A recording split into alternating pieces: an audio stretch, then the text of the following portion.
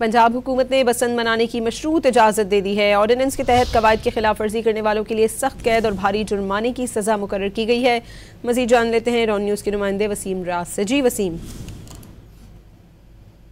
नाज़रीन, आज हम बात करेंगे कि हुकूमत पंजाब ने लाहौर समेत पंजाब भर में बसंत मनाने की एक मरतबा फिर इजाज़त जो है वो दे दी है। कुछ शराइत जो रखी गई हैं इस पर भी बात करेंगे, लेकिन माजी में अगर मैं आपको ले चलूँ तो सर्दी के इन दिनों में जहाँ लोग घरों की छतों पर धूप सेकते थे, वहीं पतंगबाजी भी करते नजर आते थे और आसमान जो है वो रंग बिरंगी पतंगों से सजा हुआ नजर आता था। बड़े ही जोरों शोर से इस त्यौहार को खासकर लाहौर में जो है मनाया जाता था, लेकिन आहिस्ता आहिस्ता ये त्यौहार खूनी होता गया। कातिल डोर ने लोगों के बच्चों के गले काटने शुरू किए तो इस त्यौहार पर पाबंदी लगा दी गई। हर साल इस कातिल डोर ने पाबंदी के बावजूद किसी न किसी घर का चिराग जो है वो गुल किया। कई साल तो ऐसे भी हैं जिसमें इस अमवात की शरह 1 से ज्यादा है। रवां साल की अगर मैं बात करूं तो रवां साल भी एक अफसोसनाक वाकया लाहौर में रूनुमा हुआ, जिसमें मजंग फैन रोड का रिहायशी नवाकोट के इलाका में अपनी दुकान मेडिकल स्टोर से वापस आ रहा था कि कटी पतंग की डोर उसके गले में फिरी और उसकी सांसों की डोर कट गई। अच्छा, अब इस पे बात करें तो जिन शराइत पर बसंत मनाने की इजाजत दी गई है वो शराइत क्या है।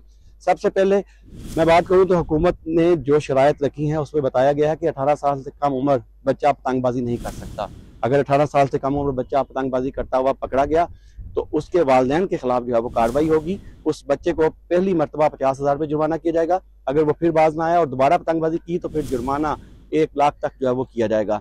इसी तरह मोटरसाइकिल चलाने की जो है वो कुछ शराइत और कुछ एहतियाती तदाबीर रखी गई हैं जो SOPs पर अमल करना जो है वो जरूरी होगा और आने वाले दिनों में वो तमाम SOPs जो एहतियाती तदाबीर हैं वो भी बता दी जाएंगी। डोर के हवाले से बताया गया है कि सिर्फ धागे से बनी डोर जो है वो इस्तेमाल की जाएगी, ना धाती डोर इस्तेमाल होगी, ना मांझा इस्तेमाल होगा, ना केमिकल और ना ही तंदी कोई इस्तेमाल कर सकेगा। इसके अलावा पुलिस और कानून नाफिज करने वाले इदारों को मशकूक मकान की छतों की चेकिंग की इजाजत जो है वो होगी और जो दुकानदार पतंगे बेचेगा उनका रजिस्टर्ड होना जरूरी है।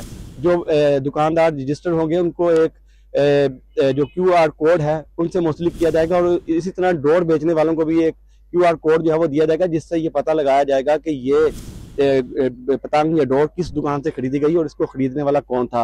ये तमाम शराइत जो है वो रखी गई हैं ताकि इस बसंत को जो है वो महफूज बनाया जाए।